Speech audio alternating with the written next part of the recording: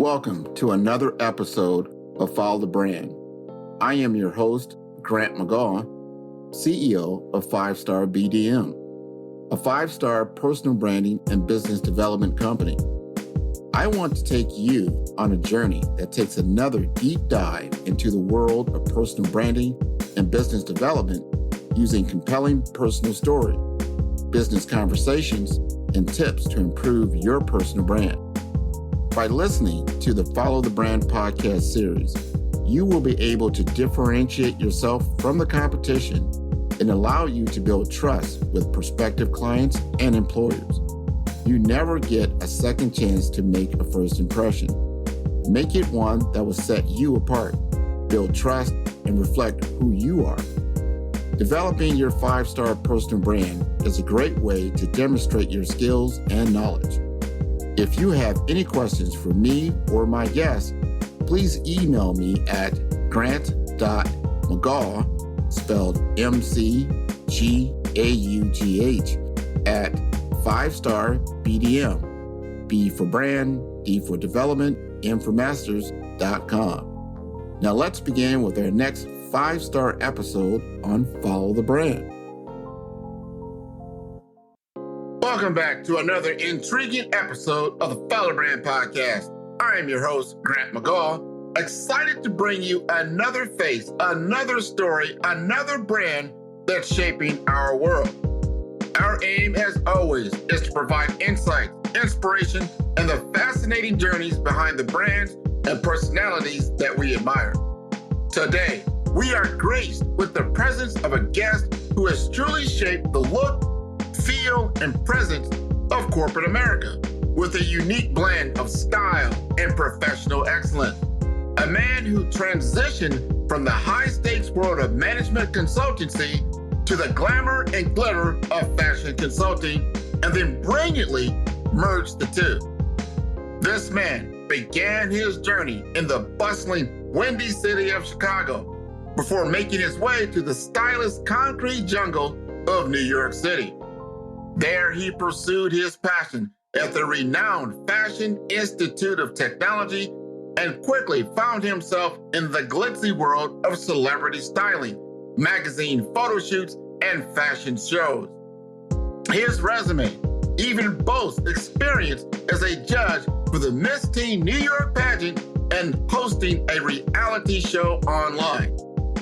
As his journey evolved, he felt a deep calling to incorporate his love for style with his robust corporate experience. This led him to work with a different set of clients, the movers and shakers in the world of business. We're talking about doctors, CEOs, presidents of companies, and C-suite executives. His work is a testament to his belief in the power of a strong personal brand and how it can transform an individual's presence and career trajectory. Not only did he make a mark through his consultations, but he also penned a guide to an all-in book called The Zen of Executive Presence, which has opened the doors for him to speak at countless conferences, universities, and corporations. It's my absolute pleasure to welcome a man who's helped others realize their potential, growing not just their confidence, but also their aspirations. Let's dive into the life and work of the incredibly talented David McKnight. Welcome to the Follow the Brand podcast, where we are building a 5-star brand that you can follow.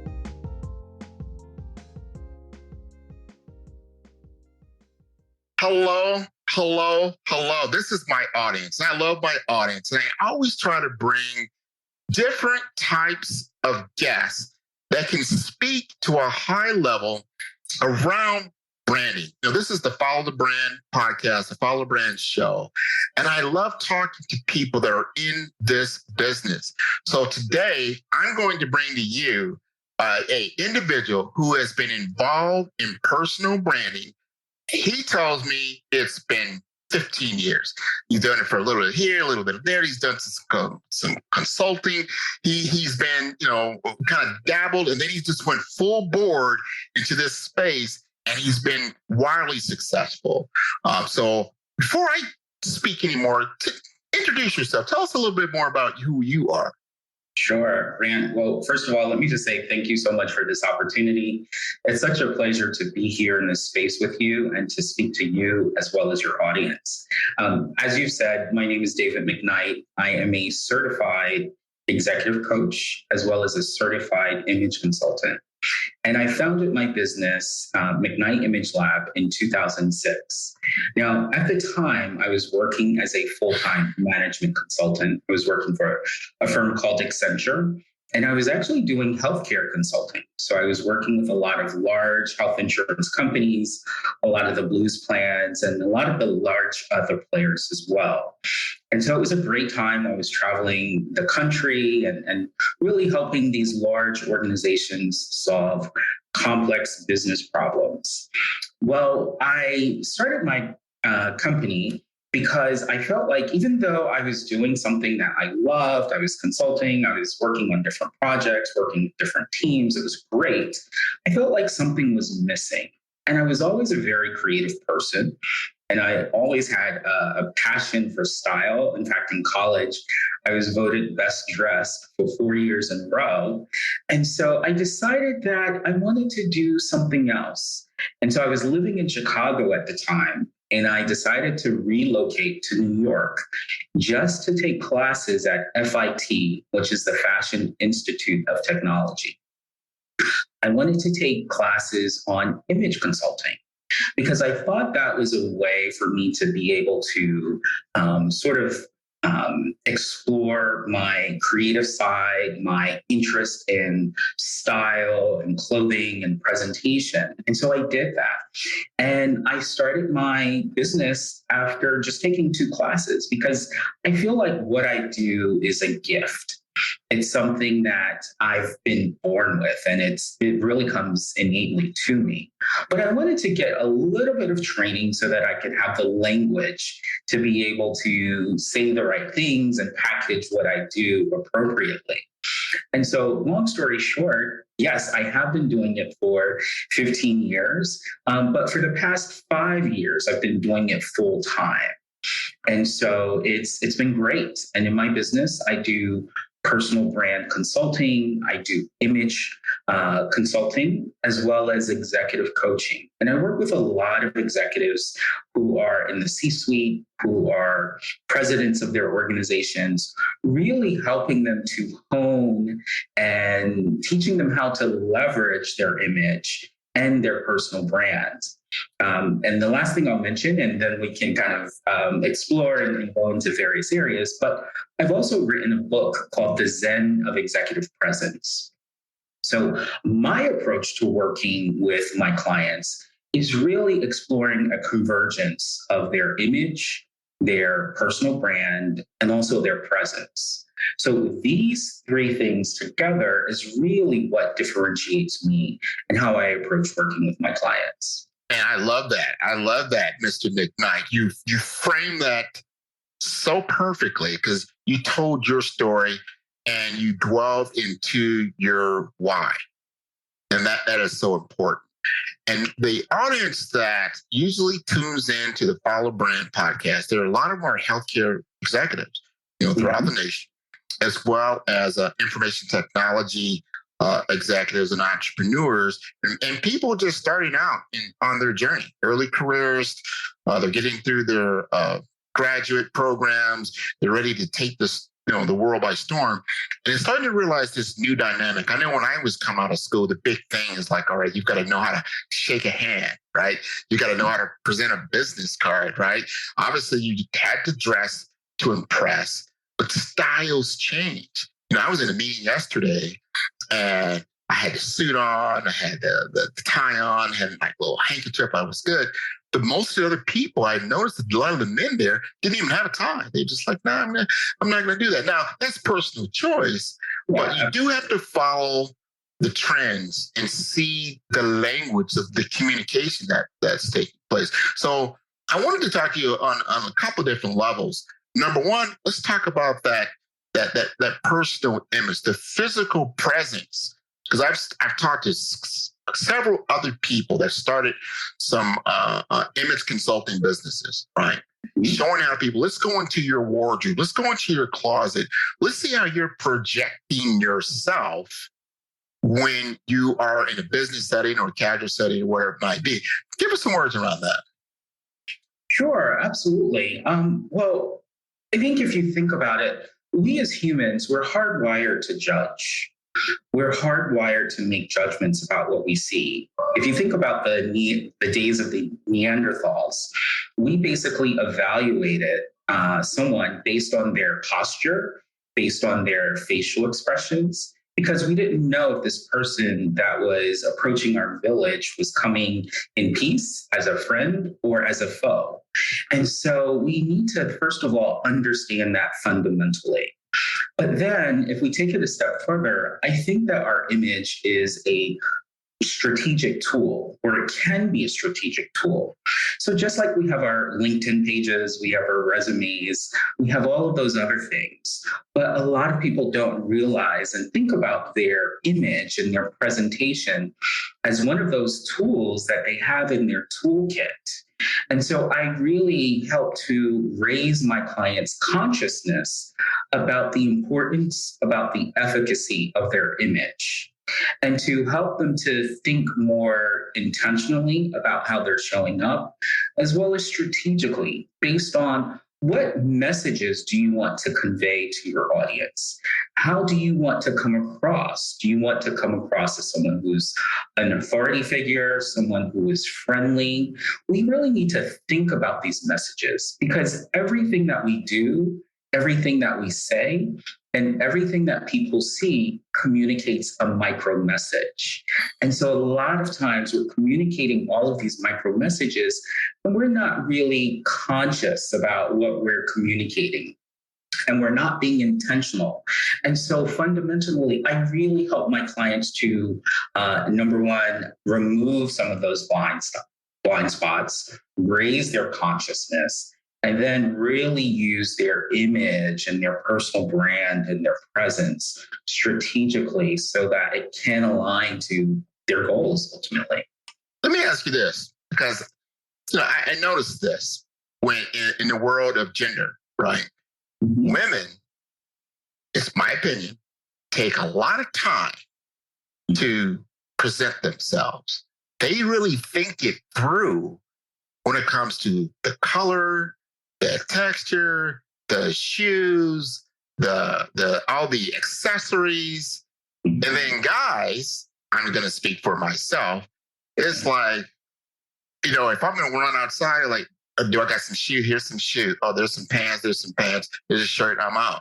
Now, if I know I'm going to a specific event, I'm going to take more time to do it. I'm going to think about it. But I have noticed that women, no matter if they're just going to the mailbox, they got to make sure they're appropriate. Like, their attire is appropriate. I mean, do you see the differences in those two worlds?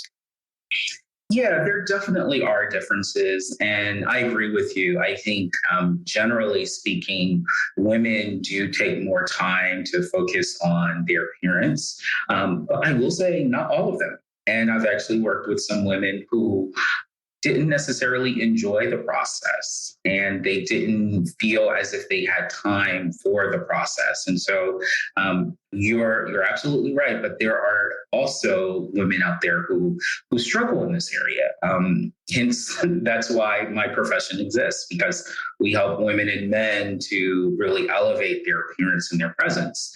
Relative to men, I think a lot of men think that, and again, not all men, but many men think that it might not matter as much, and it's superfluous, but it's really very, very important. And if you are, let's say, an executive of a company or the president of an organization, or you're an entrepreneur, small business owner, I mean, think about what people are seeing and how you want them to react to you or your business or to your organization. A lot of times we don't think about the perception that we are putting out. And so it's really important, as I said, to be conscious, to be aware. And I think what I'm ultimately proposing is that Women don't have to wear makeup. They don't have to wear heels every day. They don't have to do these things. That's not what I want people to walk away from this podcast thinking. And men don't have to show up in ties. They don't have to show up in suits every day. But I do want people to at least take the time, take a moment to think about, what do I want to present? What do I want people to take away from my visual messaging? Because we're always communicating. You can walk into a room and not say a word, and people will immediately form an opinion about you. Whether we like it or not, it's just the reality. And so I just want people to be conscious. And a lot of times it's not so much wearing, well, not at all. I don't think that we have to wear certain labels, but it's just a matter of being polished and being groomed. And in fact, when I was in consulting, we used to always say it's important to dress one notch above the client. So sometimes we do need to think about the role that we're playing, and is dressing one notch above our audience appropriate? And will that help our message to land better? Because sometimes people will be distracted by what they see. And it's what I call visual noise. And so we want to reduce the visual noise. We want to reduce the cognitive overload. And we want people to focus on us and our message. Oh, man, well said. Matter of fact, I was talking about the networking event, which one of the few in-person events I've been to in like 2 years. So I had to get back on the bike, right? And noticing dress, because when you're in this 2x2 window here, you're like, hey, you just throw on this or that. You're not as conscious, but obviously you get that 360-degree viewpoint when you're in person. And one thing that I learned is color. Understanding your color.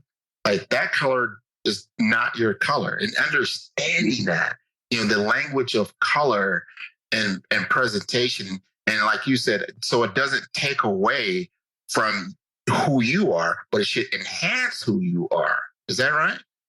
Absolutely. Color is so powerful. And there's a psychological component to color. And it's really important for us to be aware of some of these messages that colors can convey. So when I think about colors, I think about, number one, does this color align with and is in harmony with this individual's undertones? So we have undertones and overtones, and not to get too technical, but I'm trained to analyze and to identify someone's undertones and their overtones. And so we want to choose colors that will complement them versus compete with them. So for example, you might have, let's say, a sweater that you wear, and whenever you wear that sweater, people will always compliment you, and that becomes your favorite sweater. And you just love wearing that because you get so many compliments. Or a woman, if she's wearing maybe a certain dress or what have you, chances are that particular color is one that is harmonious with her undertones. And so it's important to think about what's really making us look vibrant, look alive, versus looking unhealthy and washed out or maybe older than what we really are. And so I think about color from that perspective. But then the other side, I also want us to think about color from a what does this color mean? And what does it convey to my audience? So darker colors tend to convey more authority, and they tend to be more formal. So if you think about your basic navy blue suit, your charcoal suit, your black suit, you tend to look more formal versus if you're wearing, let's say, a light blue suit or a khaki suit to a summer wedding. That really conveys a much more relaxed appearance, much more softer, etc. So I want us to think about how to use colors from that point as well. Also, the higher the contrast in the combination of colors, the more authority you appear to have as well. So, for example, If you're wearing, let's say, a blue suit, then I would pair that with maybe a white shirt if you want to look really formal and if you want to look very authoritative. If you want to look softer, then we would maybe gravitate towards maybe cashmeres or things that are more just softer in color and things of that nature. So yes, color is very important. And in fact, I want to actually end by talking about this one story that I had or situation that I had with a client. She came to me and we were talking about what she does, and she works in a nursery school. And she said, for some reason, the children don't like me and the parents don't really like me. And I'm not really sure. Maybe I need to change professions. And I said, well, tell me about what you wear to work because you're working around children, 4, 5, 6 years old all day. And she said, well, I usually wear what I'm wearing now. And she was wearing a black turtleneck and black pants. And so I said, one of the things that we can do to start to alter the perception of how the children interact with you is by changing the color of your clothes, wearing brighter clothes, wearing clothes with more florals and things of that nature, wearing softer clothes. Children will gravitate towards that. And so that was just a very, very simple little tip or trick that she was unaware of. And it completely made a huge difference. I can go on, but I think you kind of get the point that color is really important. This episode is brought to you by 5-Star BDM. 5-Star BDM is a professional consulting and advisory group keenly focused on business development services for small to mid-sized businesses and entrepreneurs. Although every business is unique, they often share challenges that can be addressed through smart branding. Services include process improvement in operations, digital strategy and transformation, business intelligence, digital marketing, and personal branding. Our 5-Star business and personal branding company has helped a number of professionals and organizations to optimize and grow. The result is more business, more opportunities, better reach, positive outcomes. Please visit www.5starbdm.com to learn more and view all the episodes of Follow the Brand.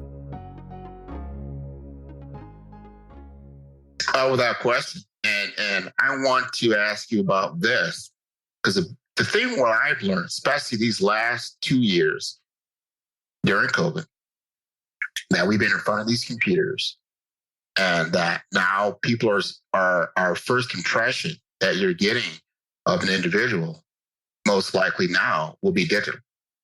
Mm-hmm. Right? So I looked at a lot of different LinkedIn profiles, and I see that they haven't done, a lot of people, I say everybody, a lot of people have not put attention on their digital profile, right? Mm-hmm.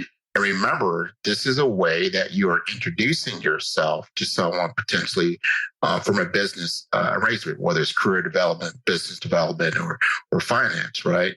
And so as you segue from this physical world and you start to look at yourself from a digital presence, and now we start to get into these things called the metaverse and avatars and all.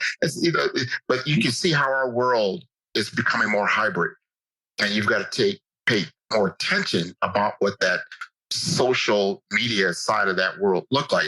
That's also part of your practice, right? Yeah, absolutely. It is. And in fact, I have a 6-step framework that I use with my clients when my clients want to work on their personal brand. And actually, I would say personal branding, coaching, and consulting makes up about 50% of my business. The other 50% is comprised with just straight executive business coaching, as well as image consulting, where someone just hires me for their wardrobe. But I really prefer personal branding because it's much more comprehensive. And so the first step is to really help them to assess their personal brand.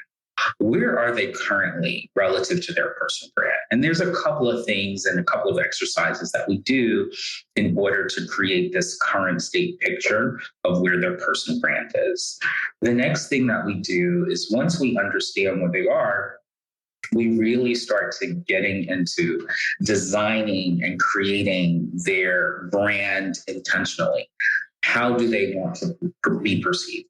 What is their brand statement? What are their brand pillars? And so we get into that. What are their brand core content pillars?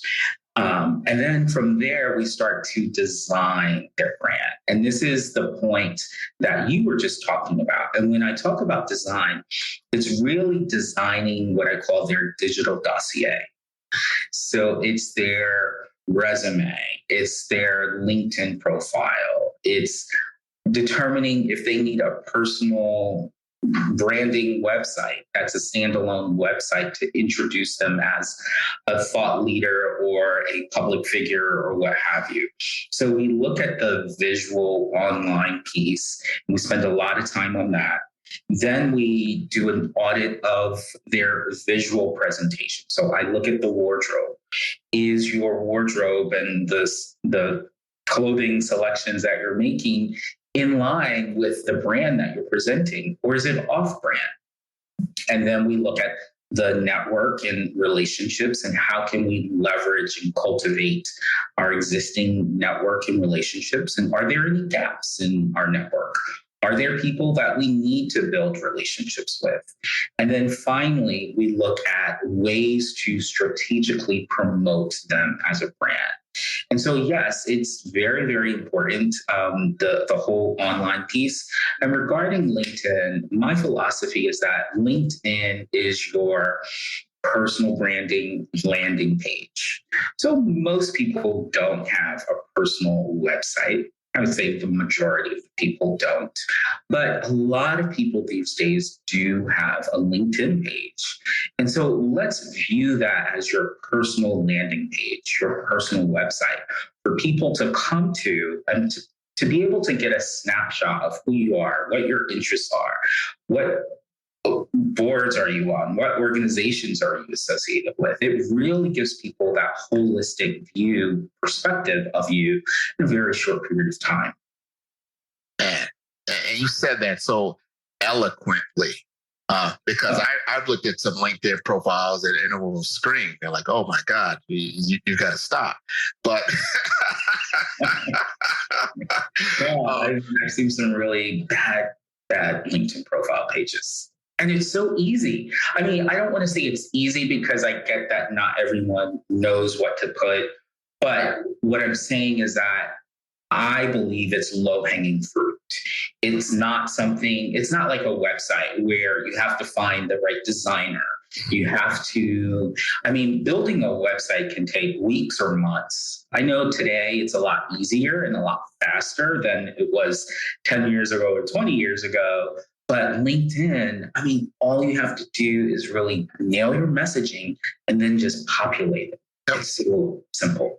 I agree, but you still need some coaching. And I've worked with people on that when you show them how to turn on the buttons, right? Some of it's, you're technically challenged on it. So you need some guidance there. But it's definitely a worthwhile investment in doing that. And before we conclude, I remember we were talking about a story in which you helped a healthcare executive with their brand. And I'd like you to talk about that and just talk to my audience in general or how you want to leave this conversation. Sure, absolutely. Thank you for reminding me about that story. So essentially, about a year and a half ago, it was during the pandemic, I had someone reach out to me and he said, "Hi, David, I'm looking to hire an image consultant." He said, "I've been looking around and I was checking out different websites." And he said, "I was really attracted to your approach and your philosophy." He's a doctor. And he said, "I recently received a promotion to chief medical officer, and I'm looking for someone to really help me elevate my image." And he said, "I'll admit that I don't know what I don't know when it comes to image and presentation, but I'm really good at what I do, my job.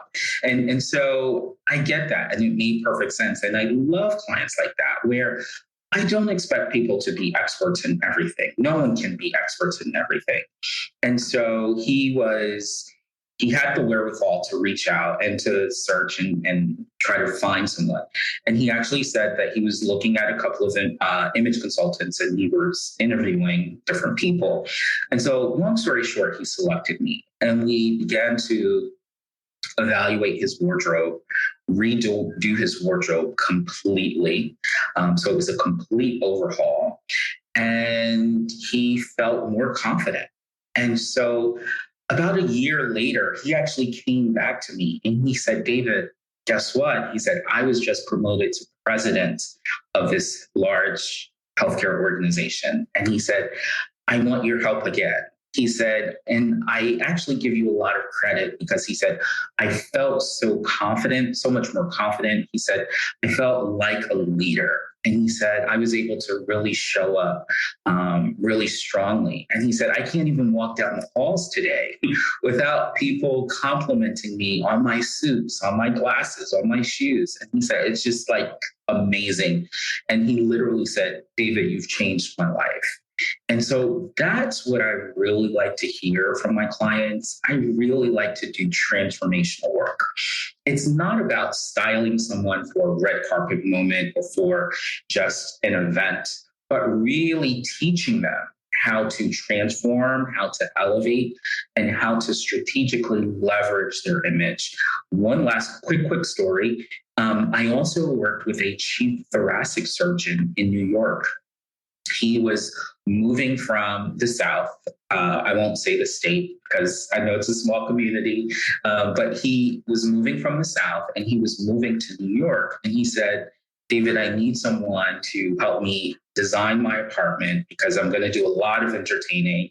It's a part of my business, lots of doctors flying in, and I need to be able to present an image of success and elegance or what have you. So I actually designed his apartment, and it was actually featured in the New York Times. And so I believe that our image is not just what we wear and the clothing that we have on, but it's also those other things. I call it our extended image. So our home, our car, these all come together to really communicate who you are, who Grant is as an individual, and what he stands for. And so that's really what I want to leave with people. I want them to know that their image, their personal brand, their presence, these are things that are very, very powerful. And they do matter. They're not superficial. They're very important. And if anyone needs help or needs a workshop, I would love to be able to provide that education or consulting or support, because I believe that it's what I'm put on this earth to do. Well, I think you hit the nail on the head. And before I let you go, I got to talk about this because I think it's something that you're going to see that people like I just went through just yesterday, that you're going back and you've been like behind this computer screen for maybe a couple of years, and now you're going to go out into the world again. And you probably haven't even looked at your wardrobe. Mm-hmm. You've probably got that COVID-20, as they call it now. And you got to think about, you don't even know what fits. I think there's some uncertainty out there as people like, I think I went through that just yesterday. I was like, oh my God, I haven't put on, these kinds of dress shoes in a while. And I didn't even know if they were even shined or not, because it's been so long. And I was like, but fortunately, it was okay. So I think there's a lot of people that are probably looking at their wardrobe probably right now. Am I really ready for 2022 post-COVID? You got any thoughts on that? Yeah, absolutely. I think that you described a phenomenon that is very real and people are going through right now, as you said, because we're continuing to open up more and more and more, and people are starting to spend more time in the office and having business meetings and business dinners. And so it's really important to make sure that you are prepared, you are ready, and you take that first step to maybe ask for help if it's not your expertise, if it's not what you're really good at. And there's nothing wrong with acknowledging that, but it's important to take that first step. I will also say that generally speaking, there has been a gradual relaxation in business attire. And we actually started seeing this in the early 90s. Because if you think about it, back in the early 90s, we started having casual Fridays. And it was, or they would call them jeans Fridays, where you could wear jeans to the office on a Friday. And then certain industries started adopting a more casual environment. So the tech space, they went casual first. And then in 2019, in March of 2019, that's when we had Goldman Sachs announce that they were transitioning to a flexible business attire environment, which basically meant that no more suits and ties were required. And so we've been on this journey towards casual relaxation for a very long time. I think that COVID-19, the pandemic, has been the cherry on top of it. And people have really taken our casualness to the nth degree. However, why not challenge that? Why not go against the grain? Why not introduce a little more formality? And by formality, it doesn't mean that you have to be in a suit and tie, but maybe avoiding just showing up on calls with a t-shirt or a sweatshirt, maybe putting on a polo or a button down or something. It will definitely get you noticed. In fact, early in my career, like I said, I've always had this innate sense of style and presentation. I actually received several early promotions because of what my managers called, quote unquote, professional maturity. I was able to carry myself in an appropriate way. I dressed the part. And so therefore they perceived me as being a leader. And so it's, again, so important. And it's something that we should not take for granted. Man, that is wonderful advice. I think everybody should tune in to that. I know I will. So what's the best way to get in touch with you?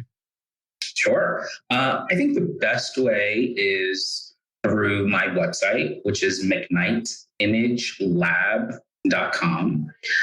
It's McKnight, like Brian McKnight, McKnight. People can also feel free to reach out to me on LinkedIn. I'm very easy to find on LinkedIn. It's just David McKnight. And so, yeah, I would say those are probably the two easiest and best ways to connect with me. And I do respond to all messages. Well, this has been a wonderful conversation with you, David. I thank you very, very much for sharing a lot of your expertise. I'm sure we will be tuning in and we will see each other again soon because you're local to where I'm located. You're in Miami, Florida. So we'll go out here and enjoy our 70-degree weather here in February. I didn't mean that to throw anybody off. But come on down. If you're in town, come on down and talk to me, David. I'd love to talk about branding and personal branding. It definitely is something I'm very interested in helping others to project themselves to be their best self. I think that's so important. So make sure you tune in our website and see all the episodes on Follow the Brand. That's going to be at www.5starbdm. That's B for brand, E for development, and M for masters.com. So for everybody, thank you, David. Bye-bye. Thank you so much. Thank you for all you do. I appreciate you, Brad. You're welcome.